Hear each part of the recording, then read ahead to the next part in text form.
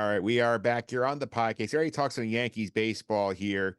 Interesting time for the Yankees here. They have a big stretch of the schedule coming up at the end of the first half. Orioles and Braves this week. Joining me today from Fireside Yankees, Sam Luckini is here. Sam, welcome. How are you?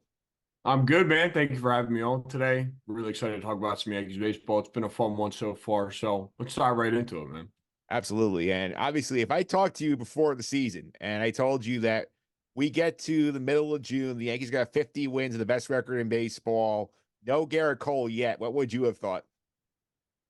I would have told you you're damn lying to me with a straight face that you are absolutely lying to me because this team right now, it's unbelievable what they've been able to do.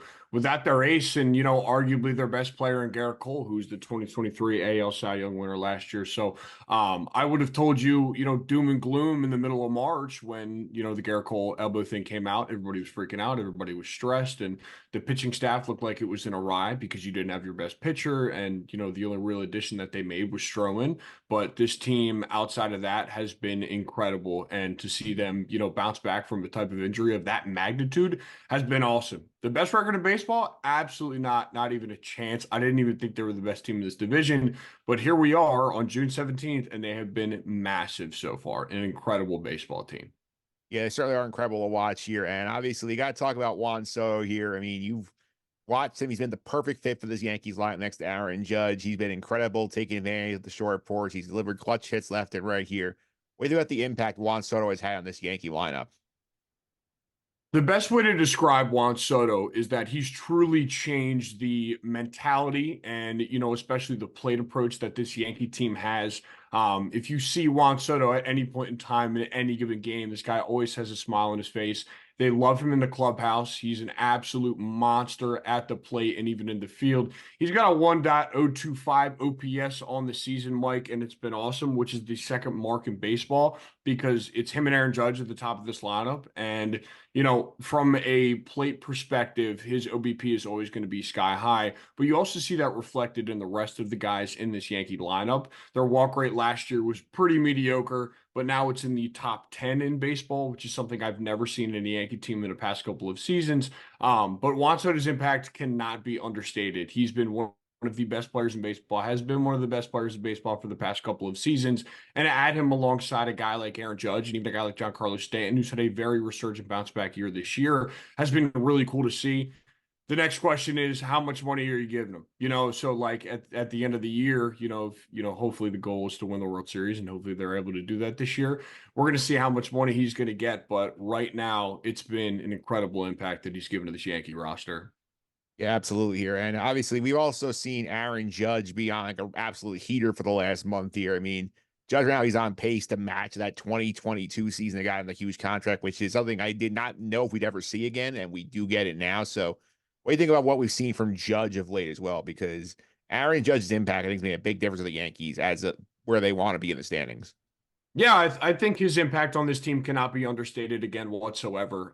He was on pace to repeat again last year before that unfortunate injury in Los Angeles with the toe thing. He ended up missing 60 games last year, but still ended up with a decent slash line. He hit over 35 home runs yet again.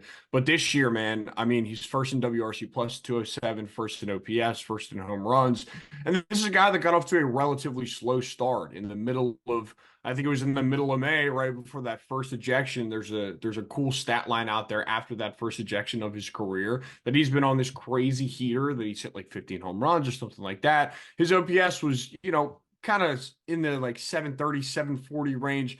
This guy was hitting 189. It was ugly baseball from Aaron Judge, and the Yankees were still winning because of guys like Juan Soto and because of these other bats in this lineup. But this, again, is the best player on the planet when he's healthy. He's the best hitter on the planet when he's healthy. It's kind of bar none at this point. I know that Shohei Ohtani and the impact that he gives to a roster when he's pitching and hitting is unbelievable. But when I watch Aaron Judge, I feel like I'm watching the modern day Barry Bonds. Obviously, he's from the right-handed side of the plate, but I haven't seen a hitter this dominant in a very long time, and it is such a blast to watch him play because when he is at his best, he's absolutely incredible. And this team does not go without Aaron Judge. You saw that last year after he got injured, and they just kind of fell apart for those 60 games that he wasn't around, and they went from being probably one of the better teams in the American League last year pre-injury to then a bottom barrel type team. So, and they just couldn't really escape out of that. And you see what he's doing right now after, this incredible first half. I mean, it's you could just cannot understate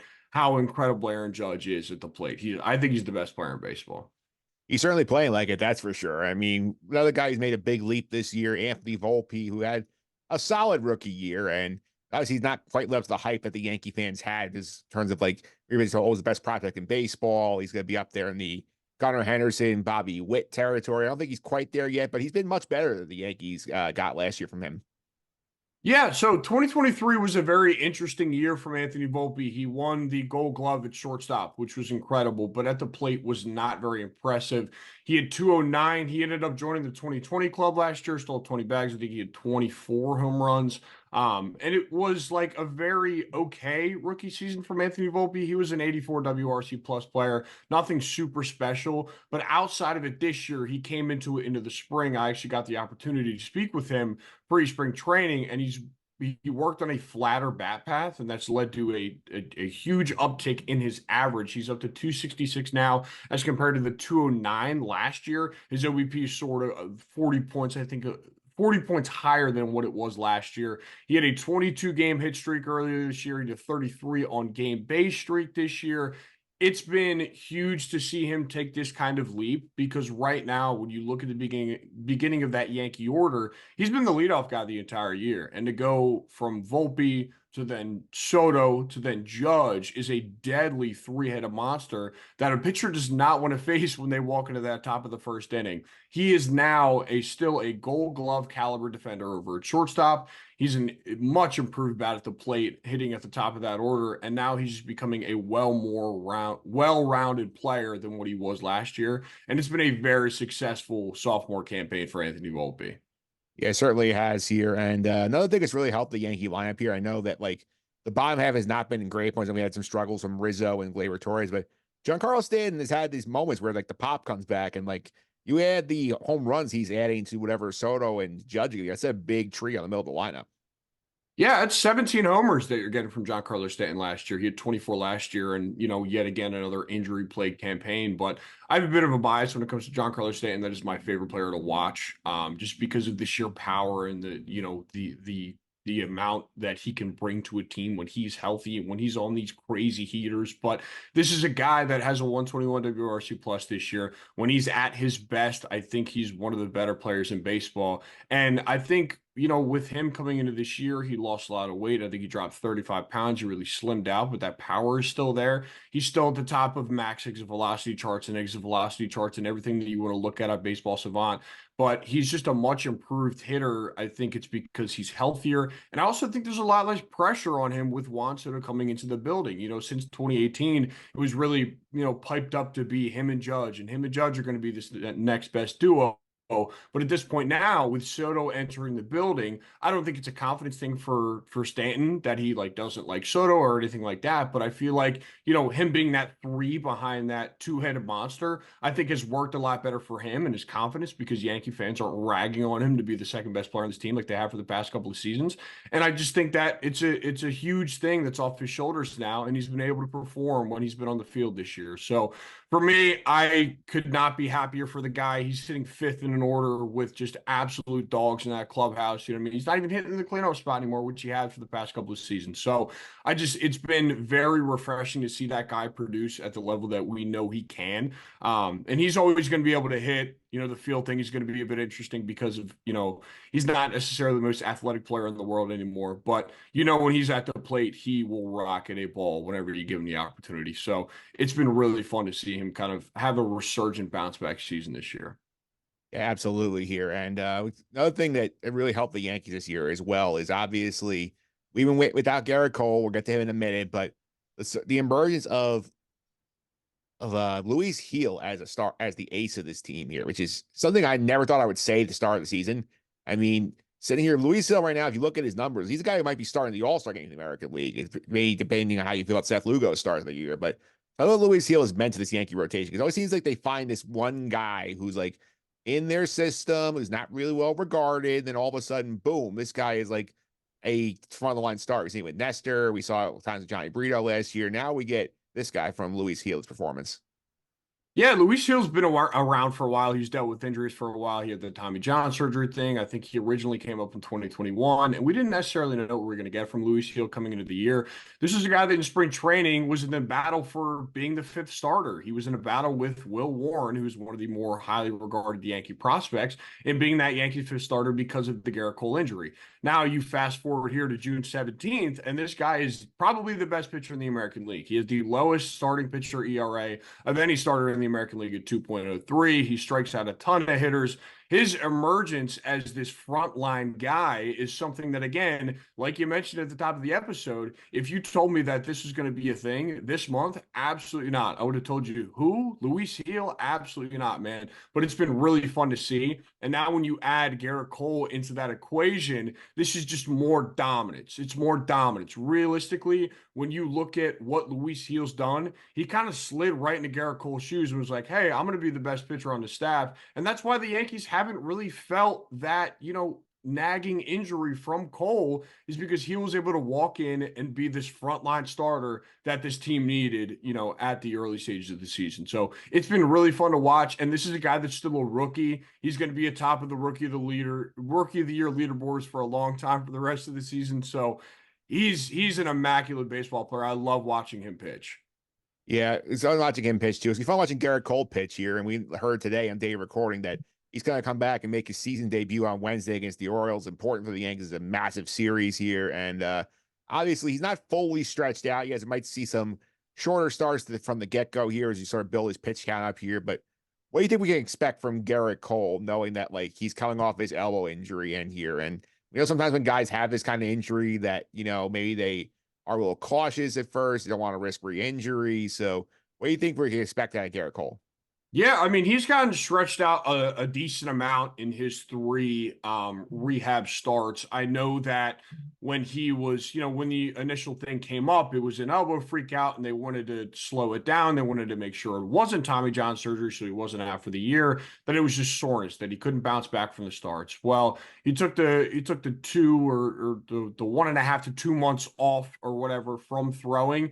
And I watched his first rehab start. I went to his second rehab start, and then I watched his third rehab start again. The velo tick is still up there. He still throws that cutter with amazing accuracy. His slider is still gross. Like, this is still going to be the best pitcher in baseball after a while. I think that his starts are going to be slower. You know what I mean? You'll probably get 4 or 5 innings out of him, at least this week in Baltimore when he throws. But again, when he's at the top of his game, I don't expect this guy to not be what he was last year, and just expect him to be the best pitcher in baseball, pretty much what we've seen over the past 12 months. So I think that they're going to work him in, they'll slow him up, and they have the amount of arms that can supplement him not throwing well. So I just think they'll take their time with him. And again, it's the middle of June. They want to make sure he lasts till October. So I think 4 or 5 innings of Baltimore sounds about right to me. You just get him right. I know it's a big series on tap, but I think they'll stretch him out and he'll be okay.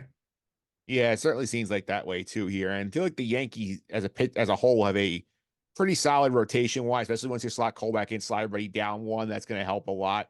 The bullpen I'm not as sure about because obviously you got Clay Holmes at the back end here, but like you don't have as many bigger names in those middle laning roles we've had in the past here. Do you feel this pitch that has enough depth to withstand the rigors of the 162 game season? What comes after that?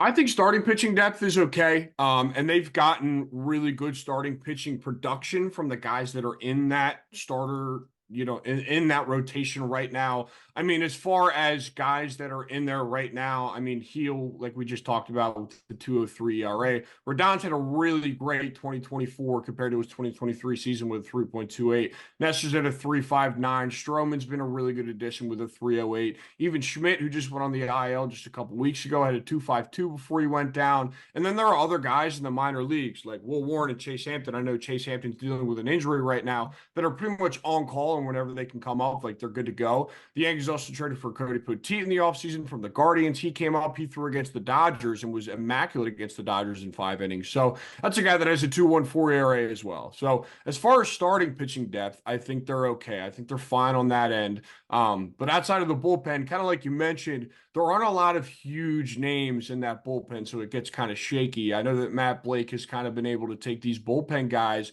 and transform them into arms that, we've never really heard of before. Ian Hamilton, I think, is probably the best example of that right now, even Clay Holmes to an extent. Luke Weaver's been awesome for them as well this year. So I would be very surprised if they didn't go out and trade for a big name at the trade deadline as far as a bullpen guy. I don't think Mason Miller is going to be that guy for sure, but I do think they bring somebody in like a Tanner Scott. I think would be a good name, even a Michael Kopech. But I do think they make a move to at least supplement the struggles that they've had in the bullpen. It hasn't been the worst, but as far as, for a team that's been the best in baseball, that's been their weakest spot. So as far as starter depth goes, I think they're okay. Bullpen depth, it's just a bit scary. Yeah, a little bit scary. They have time to fix it. You mentioned the deadline coming up here. I do think obviously they're gonna be looking for bullpen arms, but I do feel like they have to think about other areas of the roster, particularly think the right side of the infield where Anthony Rizzo has not had a great year. You just saw him leave the game on Sunday night with an injury. Gleyber Torres has been up and down at second base. You have questions. I think behind the plate, they haven't gotten a ton from Cadrino and Wells offensively, which is certainly an issue here. Third base, DJ has not been the same guy. So, like, where do you think they're looking to add? Do you think there's definitely is it just bullpen? I think they're trying to find another bat in there as well. I think they're looking at three different spots. I think they're looking at the corner infielders, and like we just discussed, I think they're gonna look at the reliever market pretty heavily. There's a couple names that I do have out there that I think they'll make calls on. I'm not necessarily sure if they'll trade for these guys. These are just guys that are on expiring contracts or just in bad situations that they just kind of want to get out. Cody Bellinger is a guy that, has kind of been floated in that Yankee circle for a very long time, at least a year at this point now. He's got a club option for next year. He signed a $27 million deal to go back to Chicago. But the Cubs have not been awesome this year. I think the 4 games under 500 at this point, they might sell at the deadline, and can play first base for the Yankees. He plays a lot of first base for Chicago. Pete Alonso could swap New York teams and head over to the Yankees. I don't know how willing the Mets would be to hop on that and trade with the Yankees because it would kind of be a weird situation, but that's a name that they could go and at least give Steve Cohen and company a call on. Ryan McMahon, the Rockies are very adamant on not trading him. But I think at the right price, they could get it done. I'm not a huge fan of Ryan McMahon just because of the Coors effect, and this is a guy that's having a career year over there. He's got an 84 career OPS plus. I don't think he's the greatest player in the world, and I think it could be a situation where the Rockies sell high on Ryan McMahon. The biggest name that I love for the Yankees, and I've kind of been talking about this for the past couple of months as far as, if this team's bad and they're going to sell, I want the Yankees to get this guy. It's Alex Bregman with the Houston Astros. Now, Alex Bregman hasn't had the prettiest year over there in Houston, but I still think Alex Bregman has a ton left in the tank. He's going to be a free agent after this year. He's a really good defender. When he's at the top, when he's at the peak of his powers, this guy can mash, man. And I think that, if you're going to go out and look for a legitimate third base replacement, maybe for the next couple of seasons, if you want to extend him after this year, I think that Alex Bregman could be the solution over there at the corner. So I really think they attack the corners. I mentioned Tanner Scott, Michael Kopech earlier. Mason Miller's a name that, they could go after for relief pitchers. But I think those are the 3 areas that they're going to attack. And the guy that I would want the most would be Alex Bregman over there at third base. Yeah, they'll know the name of that pile too here. Josh Bell and the Marlins also gonna be a fit in the first base situation as well. Because like he might be a guy who's not like into the situation in Miami because they sort of falling flat in their faces here. But maybe you get him into a pennant race, he gets himself energized a little bit. Yeah, for sure. I think Josh Bell's a solid player. I was talking about him a couple years ago, being able to switch hit. And when he's on his game, he's great. Remember, he was another guy that was a part of the Juan Soto trade and took over at first base after they traded, Hosmer and Luke Voigt. All those guys got out of San Diego, and he was a solid player for them. He was great for the Guardians last year. And then when he came over to Miami for that late playoff push, was great as well. Has been awesome this year, but that's another guy that I would throw in the hat as well. I mean, even a guy like Christian Walker who could play first base, I don't know what the willingness on the Diamondbacks being able to let him go, but he is going to be a free agent. And he's one of the better first basemen in baseball. And I think that's going to cost a haul and a half, but that's just another name that I throw in the hat as well. Yeah, it's also complicated for the Yankees because you feel like you kind of got to wait that NL situation sort of resolves a little bit because if you look at the National League standings right now, I think like apart from the Marlins and the Rockies, everybody's within 2 games of playoff spot, which is insane. Yeah, and they're all under 500 teams. It's like 3 or 4 games under 500, and they're all hovering around that like 6 to 9 range. It's ridiculous out there. Yeah, it is very ridiculous here. And the last thing here is that the Yankees obviously are in a very tight division race with the Orioles, who some would say were the what arguably the co-favorite, not the preseason favorite in the division here. They lost 3 out of 4 the first time they played them. They're playing them this week. They got them again, I think about right after the All-Star break somewhere, and then again at the end of the season here. They feel like the Orioles are clearly the biggest competition the Yankees have in this division here. Do you think they have enough to hold them off? Do you think they're going to have to get Sullivan to do that? I think they'd have to add at the deadline to be able to hold them off. Kind of like I mentioned at the top. I mean, I didn't think that this Yankee team was going to be the best in the American League. I fully thought it was going to be the Baltimore Orioles. But when I look at the landscape of the American League right now, as far as teams that could go to the World Series, I see two teams. I see the Yankees and the Orioles. I don't think anybody else necessarily really has the firepower to make it happen in the AL outside of those two teams. But right now, I think that the Orioles are a better baseball team. Them adding Corbin Burns and all those young bats that they have, and granted, they still have crazy guys that are up there in AAA that they can just bring up whenever they want. So I think that they're very contested, and I think the Yankees have played great baseball. And I think that energetic pulse that Soto and guys like Verdugo and Stroman have given them have kind of put them over that hump. But I think it's going to be really tight into the end. And I think that if they want to be able to beat Baltimore to playoff series, which is what they're going to have to do if they want to go to the World Series this year, they're going to have to add something at the deadline. So I think it's going to be tight. I don't think they have what it takes right now. We'll see what happens this week. It's going to be a really fun one up in New York. But yeah, we'll see. I think right now, no, eventually, yes. Yeah, it also does feel very strange, obviously, looking at it, knowing like, yeah, like you're pretty much locked into the postseason in the middle of June, which Hmm. was 2022 as well. And then hopefully this doesn't go down the 2022 path. But like Right. the obviously important thing here is like you want to get that division because you don't want to be in a situation where you win like you don't want to be in the 2022 Mets where you win 101 games, have your season come down to 2 out of 3. Yeah. Right, exactly. It's just gross. I also worry about that bye. I know the Orioles had the weird thing with the bye last year where they came off and then they got swept by the Texas Rangers in the divisional round. So, but it all affects teams differently. We'll see what happens. I think that those teams are locked to go to the playoffs at this point in time. And again, we're in the middle of June, unless something catastrophic happens. But to me, those are the two best teams in the American League. I think they're going to battle it out until the end, and we'll see who comes out on top. Absolutely, Sam. Thanks for all the time. Really appreciate it. People want to follow you on social media, keep up with some of the stuff you do for Fireside Yankees. How can they do that? I'm Fireside Yankees, Fireside Bets, Fireside Giants, and then my personal pages are at Sam Luckini. I'm posting content pretty much every day, everywhere on every single platform. So you can pretty much find me anywhere.